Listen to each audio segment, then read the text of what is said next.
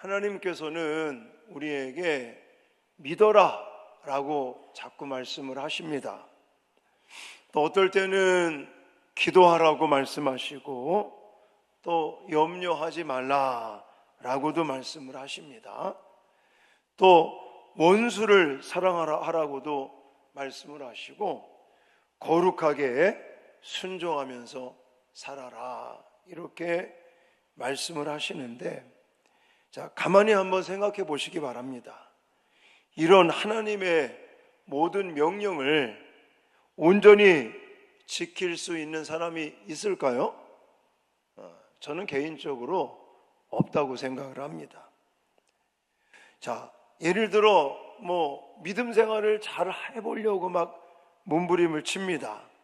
근데 환경이 어려워지고 처지가 이 상황이 어려워지면 마음이 어떤 마음이 들죠?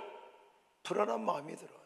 걱정이 되고, 한편으로는 아니 하나님이 우리를 사랑하신다며요. 아니 하나님이 지금도 우리를 위해서 일하시고 계시고 도와주고 계시다며요. 그럼 이런 거 좀 이렇게 피해갈 수 있도록 해주시면 얼마나 좋겠습니까? 이런 어떤 의심의 마음, 그런 원망의 마음도 생길 때가 있습니다. 또 사랑하라고 사랑을 좀 해보려고 딱 마음 먹는데 열받게 하는 사람이 있죠. 그러면 또 마음에 미워하는 마음이 생겨요. 자, 또 좀 예수님처럼 용서하고 품어주고 그렇게 살려고 마음 먹었는데 나한테 또 상처 주는 사람이 생겨요. 그러면 이걸 참아야 돼, 용서해야 돼? 이건 쉽지가 않은 것 같습니다. 자, 어쨌든 우리가 하나님의 이런 명령, 하나님의 요구, 이런 것들을 다 온전히 지키며 살아가는 사람은 없다고 저는 생각을 하는데, 그러면 하나님께서는 우리에게 할 수 없는 것을 요구하고 계시는 걸까요? 우리가 실패하는 모습을 하나님이 보시려고 이거 해라, 저거 하지 말라, 이런 명령, 어떤 요구사항을 하나님이 주실까요? 그렇지 않습니다. 자, 이거에 대한 해답을 오늘 웨스트민스터 대요리문답 32문을 통해서 좀 정리하도록 하겠습니다. 자, 먼저 화면 보시면서 32문제와 답을 같이 읽겠습니다. 시작. 하나님의 은혜가 두 번째 언약에서 어떻게 나타납니까?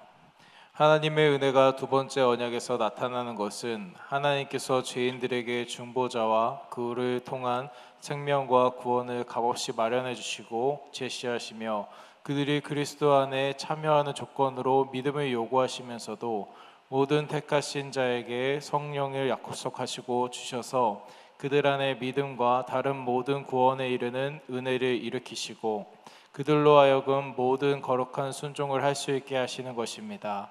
이 순종은 그들의 믿음이 참되다는 증거이며 하나님께 대한 감사이고 하나님께서 그들을 구원으로 인도하시기 위하여 정하신 길입니다. 아멘. 좀 길고 복잡한 것 같죠? 그렇지 않습니다. 제가 간단하게 이제 설명을 좀 드릴 테니까, 자, 우리는 하나님의 은혜 언약 안에 거하며 산다고 지난 시간에 말씀을 드렸어요. 그런 은혜 언약 속에 살아갈 때 하나님의 사랑이 어떻게 우리에게 나타나는 것인가라는 거예요. 첫 번째는 죄인에게 중보자를 값없이 주시는 것으로 나타났다라고 말합니다. 자, 중보자를 어떻게 주셨다고요? 값없이 주셨다라고 성경은 말하고 있습니다.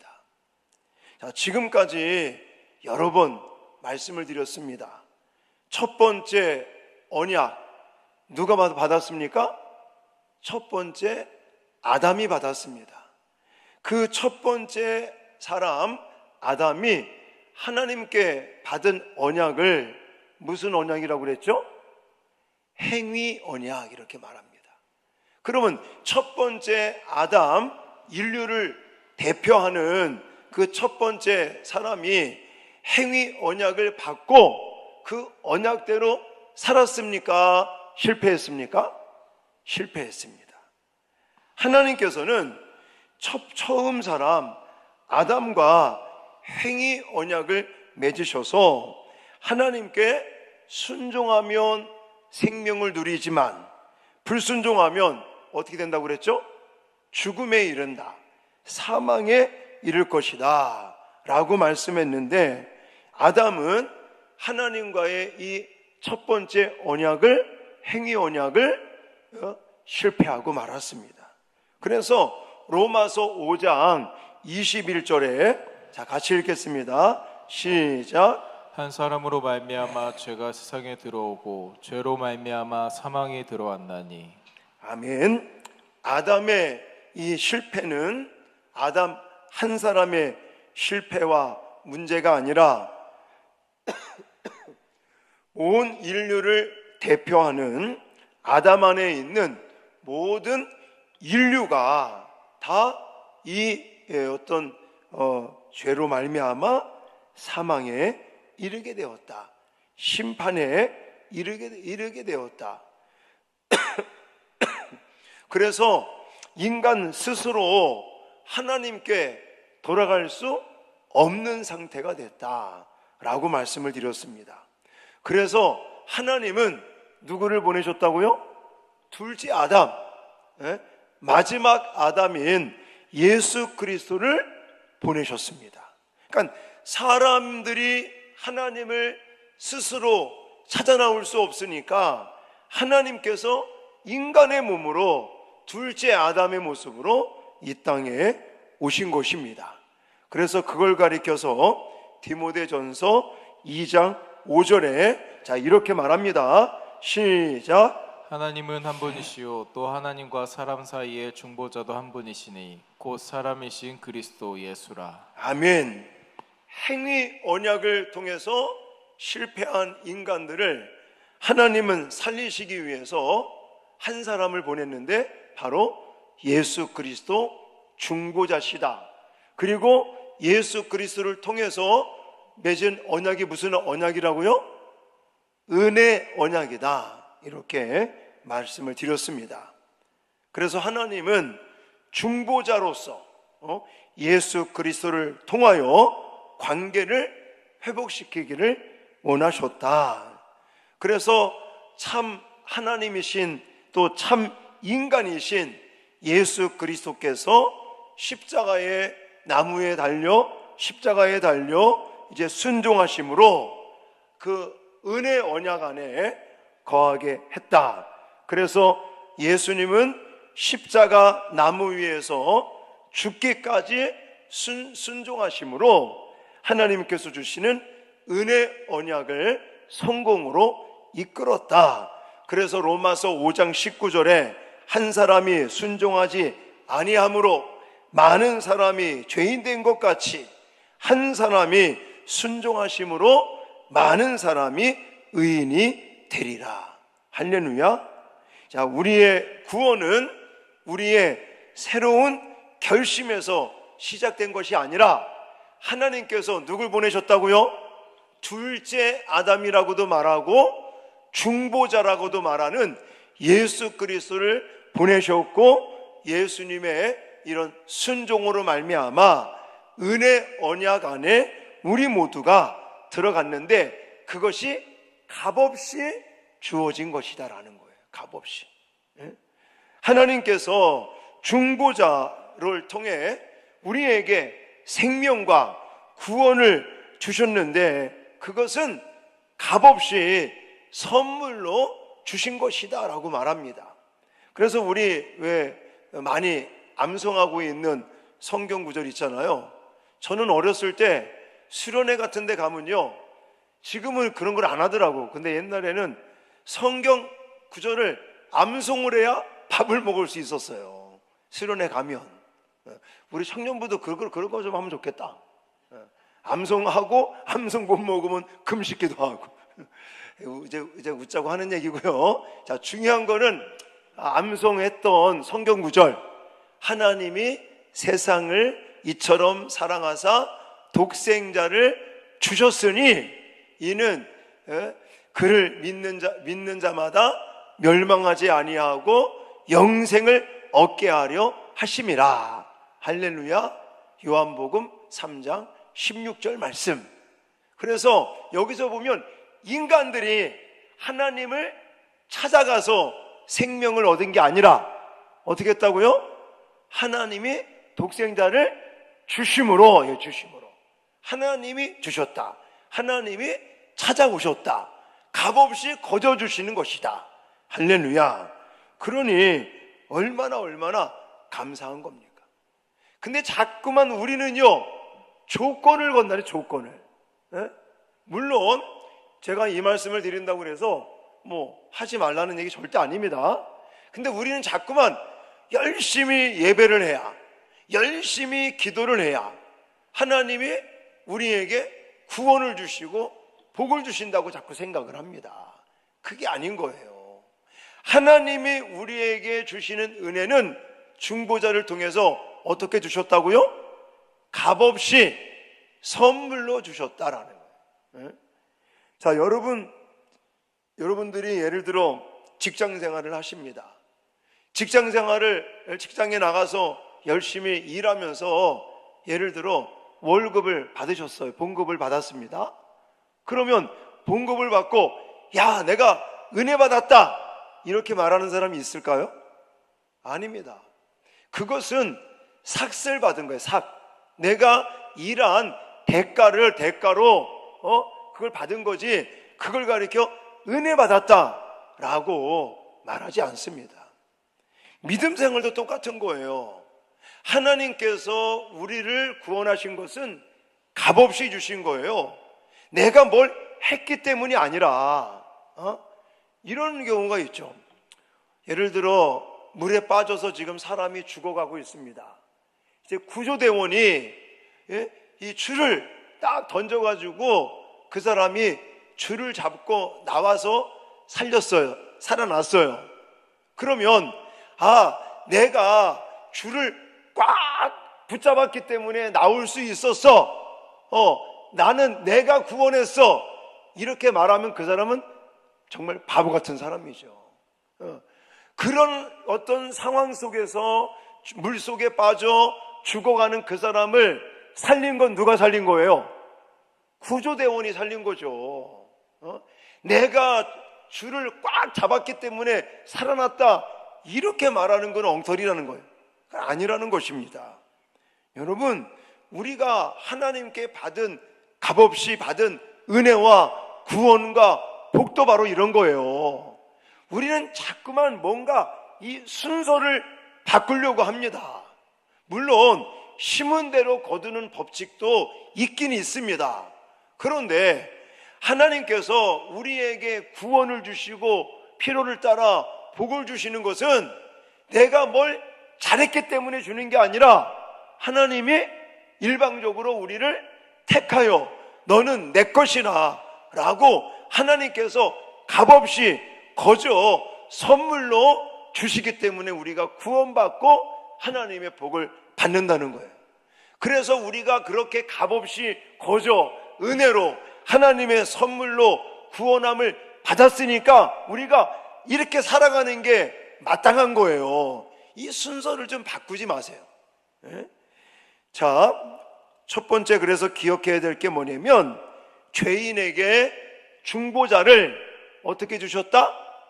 값없이 거저 선물로 은혜로 주셨다. 이걸 은혜 언약 안에서 나타난 하나님의 사랑이다 이렇게 말하는 것입니다.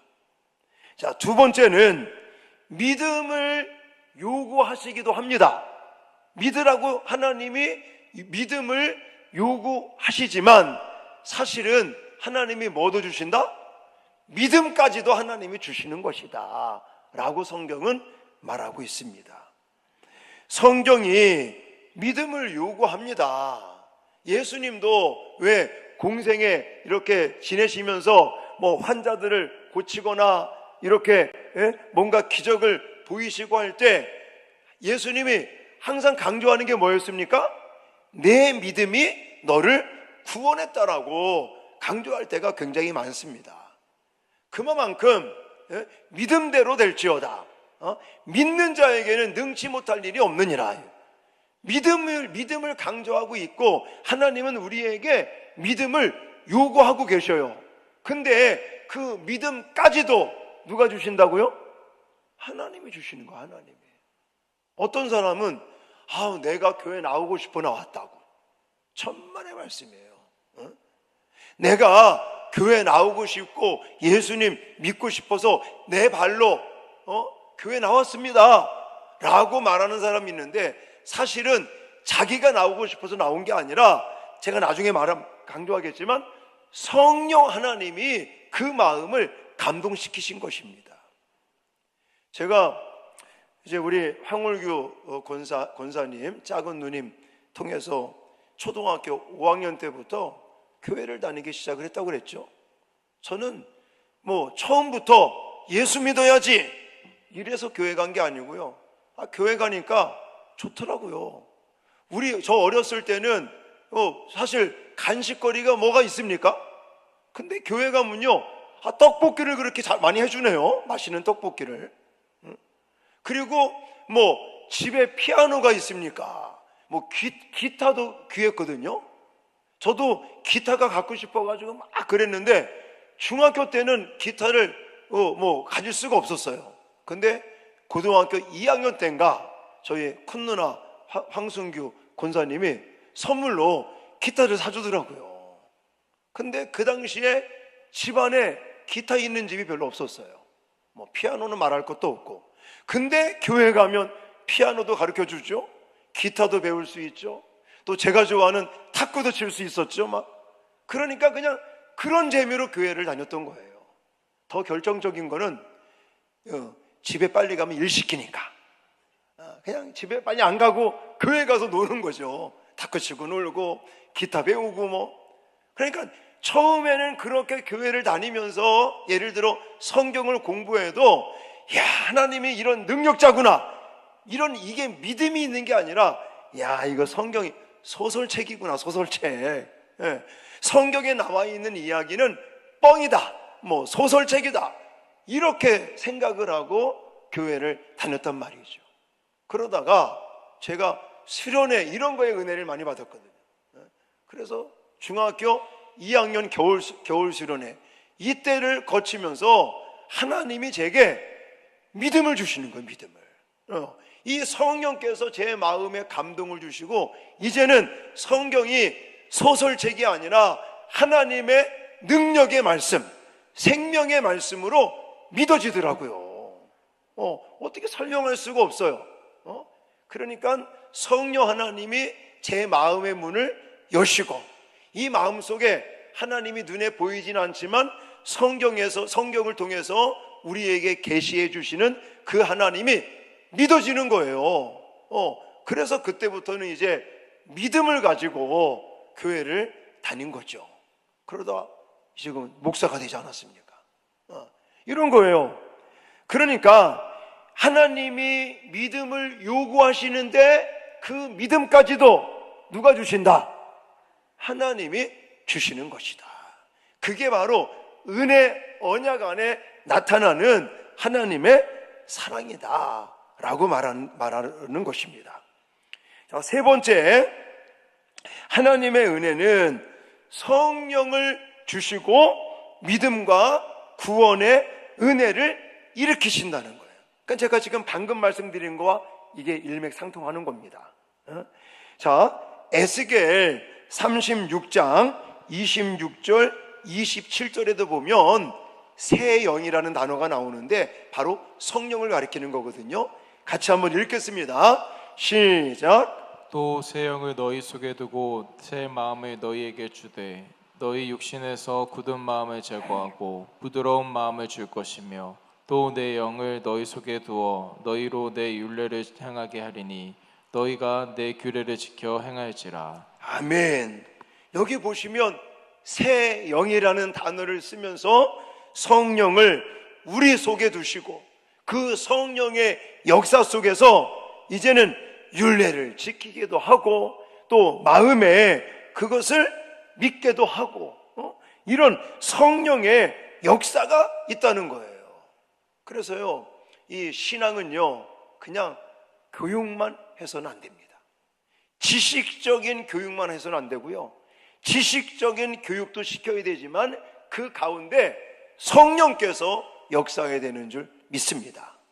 그래서 자꾸만 하나님의 말씀을 가까이 하면서 성령께서 역사하도록, 성령께서 우리 마음 가운데 죄를 깨닫게 하시고 그리고 죄를 쫓아 살려고 했던 우리의 마음을 바꾸시고 거룩함으로 바꾸시는 이런 놀라운 역사들이 다 성령의 역사인 줄 믿습니다. 그래서 갈라디아서 5장에 가면 성령 하나님의 구원의 은혜 속에는 성령의 열매들이 맺혀진다라고 말합니다. 자, 같이 한번 읽겠습니다. 갈라디아서 5장 22절 23절 시작. 오직 성령의 열매는 사랑과 희락과 화평과 오래 참음과 자비와 양성과 충성과 온유와 절제니 이 같은 것을 금할 법이 없느니라. 아멘. 성령께서 역사하니까 사랑이 없던 사람이 사랑을 하게 되는, 또 기쁨을 잃었던 사람들이 성령께서 역사하니까 샘솟듯 하는 기쁨이 생겨나는 거예요. 아주 성질이 급했던 사람이 성령께서 역사하시니까 오래 참는, 기다려줄 수 있는 이런 은혜도 주시는 것입니다. 물론 이런 변화가 하루아침에 일어나진 않겠죠. 자, 그렇지만 결국 성령께서 우리 안에 계시면서 이제는 부족하고 또 죄로 말미암아 지금까지 죄의 습관 속에 살았던 우리들을 이제는 서서히 변화시키시고 방향을 바꾸시고 결국 하나님의 자녀로서 예수의 신실한 제자로서의 모습으로 변화시켜 간다는 것입니다. 그래서 우리는 성령님을 의지하면서 경건의 훈련을 쌓아야 된다는 사실입니다. 그래서 사실은 이게 속도보다는 뭐가 중요하냐? 방향이 중요하다, 이렇게 말을 합니다. 그래서 우리들은 왜 잠언서 24장 16절에 말씀하는 것처럼 대저 의인은 7번 넘어질지라도 다시 일어나려니와 악인은 재앙으로 말미암아 엎드러 지느니라 라고 말하고 있습니다. 여러분, 어린아이가 그냥 태어나자마자 몇 주 안 돼가지고 막 걷고 뛰는 사람이 있습니까? 아니잖아요. 처음에는 그냥 기어다니다가 그 다음엔 또 걸음마 하다가 이렇게 하는 것처럼 우리도 예수 믿고 이제는 새로운 피조물이 됐어. 그래서 영적인 어린아이로 새로 태어나서 거듭났다고 말하지 않습니까? 거듭나서 이제는 이렇게 계속 경건의 훈련을 쌓고 성령의 조명하심, 성령의 역사 가운데 이제는 생각이 바뀌고 말이 바뀌고 행동이 바뀌면서 영적으로 걷고 뛰는 역사들이 나타난다는 사실을 꼭 기억하시기 바랍니다.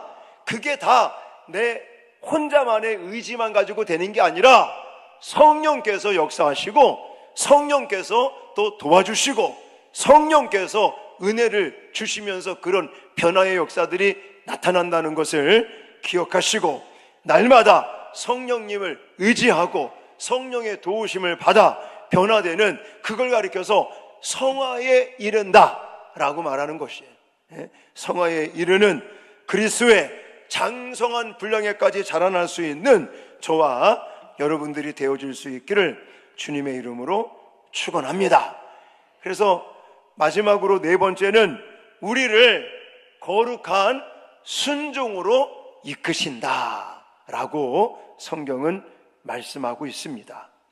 자, 에베소서 오늘 읽은 본문을 보시면 이 8절로 9절을 읽었잖아요. 8절로 9절은 우리가 행위가 아니라 은혜로 구원을 받았다라고 선언을 하셨습니다.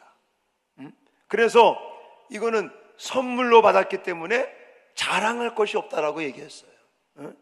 자, 이 이야기를 하고 그친 게 아니라 하나님은 사도 바울을 통해서 10절에 이렇게도 말씀을 하고 있습니다. 시작. 우리는 그가 만드신 바라 그리스도 예수 안에서 선한 일을 위하여 지으심을 받은 자니. 아멘. 8절과 9절은 구원의 원인을 말했다면, 구원의 원인이 뭐라고요? 행위가 아니라 은혜, 믿음, 선물이라고 하나님. 이것이 강조되었다면 10절은 구원의 목적을 강조하고 있는 거예요. 다시 말해서 내가 선행을 통해 가지고 구원함을 받는 원리가 아니라 구원을 받았기 때문에 우리는 이렇게 살아야 된다. 뭘 어떻게 살아야 된다고 강조하고 있어요? 선한 일을 행할 능력을 갖추게 한다라는 거예요. 그리스도 예수 안에서 선한 일을 위하여 지으심을 받은 자니라고 성경은 말하고 있는 거예요. 내가 예수 그리스도를 통해서 믿음으로 하나님의 은혜로 선물로 값없이 주시는 구원함을 받아 우리의 신분이 변화되었다면 이제는 선한 일을 위하여 살아가야 된다. 이게 원리인 것입니다. 여러분, 선한 행위가 구원을 만들어내는 것은 아닙니다. 근데 명심해야 될 게 뭐냐면 구원이 선한 행위를 만들어낸다라는 거예요. 지금 이해가 되십니까? 여러분, 예를 들어서 사과나무가 있어요. 사과나무가 사과를 맺어야 사과나무가 되는 것입니까? 말이 이해가 안 돼요? 사과나무기 때문에 사과 열매를 맺는 거예요. 아셨죠? 자, 배 열매를 맺어야 배나무라고 말하는 게 아니라 배나무이기 때문에 배라는 열매를 자동적으로 맺는 게 당연한 거예요. 만약 예를 들어서 사과나무에 사과가 열리지 않아요. 그럼 어떻게 되겠습니까? 뽑아버려야지. 안 그렇습니까? 그냥 사과나무를 그냥 뭐하러 기르냐고요. 열매가 맺혀지지 않으면 사과나무를 그냥 베버리는 거죠. 저 어렸을 때 포도 농사를 많이 졌다고 그랬잖아요. 포도 농사를 짓다 보면 이제 심고 보통 3년차 아니면 4년차서부터 이제는 그 수확을 거두기 시작을 합니다. 근데 예를 들어 한 10년 이렇게 막 지나가잖아요. 그럼 고목이 되면 열매가 잘 안 맺어집니다. 그러면 밑에 밑동을요 딱 쳐버려요. 그러면 새순이 올라옵니다. 그 새순으로 또 2년 3년 키우면 또 좋은 열매들이 주렁주렁 맺게 돼요. 그 원리인 거예요. 만약 포도나무가 열매를 맺지 않으면 잘라버리는 거예요. 똑같은 거예요. 우리의 믿음도 내가 선한 일을 하기 때문에 구원받고 하나님께 복을 받는 게 아니라 구원함을 받아서 나의 신분이 변화되었고 하나님께 내가 먼저 복을 받았기 때문에 하나님께서 주신 복을 가지고 선한 일을 행하는 게 마땅한 줄 믿으시기 바랍니다. 성경은 이것을 우리에게 강조하고 있습니다. 그러므로 저와 여러분들은 거룩한 순종, 하나님의 구원함을 받은, 하나님의 은총을 받은 그런 사람들이기 때문에 하나님 말씀 따라 거룩한 순종을 하며 아까 말씀드렸던 성령의 열매를 비롯한 우리 일상생활 속에서 선한 일을 행하는 아름다운 순종의 열매들을 맺는 저와 여러분들이 되어줄 수 있기를 주님의 이름으로 축원합니다. 그걸 우리 혼자 하라고 그러는 게 아니라 하나님께서 그렇게 할 수 있도록 도와주시고 역사하신다라는 사실입니다. 할렐루야. 자, 오늘 말씀을 결론 짓겠습니다. 이제 행위 언약을 통해서 첫 번째 아담은 실패했습니다. 그래서 인간 스스로가 하나님의 은혜를 받을 수 있어요, 없어요? 스스로 받을 수 없습니다. 그래서 하나님은 둘째 아담 예수 그리스도를 이 땅에 보내셨고, 예수 그리스도를 통해서 무슨 언약을 맺으셨다고요? 은혜 언약을 맺으셨고, 그 은혜 언약을 예수님께서 십자가에서 죽으심으로 다 이루신 것이죠. 그래서 그 은혜 언약의 영향을, 효과를 저와 여러분도 받고 있는 것인데, 이것이 구체적으로 네 가지로 하나님의 사랑으로 나타난다. 그 네 가지 첫 번째가 뭐라고요? 중보자를 값없이 우리에게 보내주신 것이다. 두 번째는요, 믿음을 요구도 하시지만 믿음까지도 우리에게 주시는 그런 하나님의 사랑이 나타났다. 세 번째는 성령을 통해서 우리에게 구원과 또 믿음과 구원의 확신하는 은혜를 하나님이 일으키신다.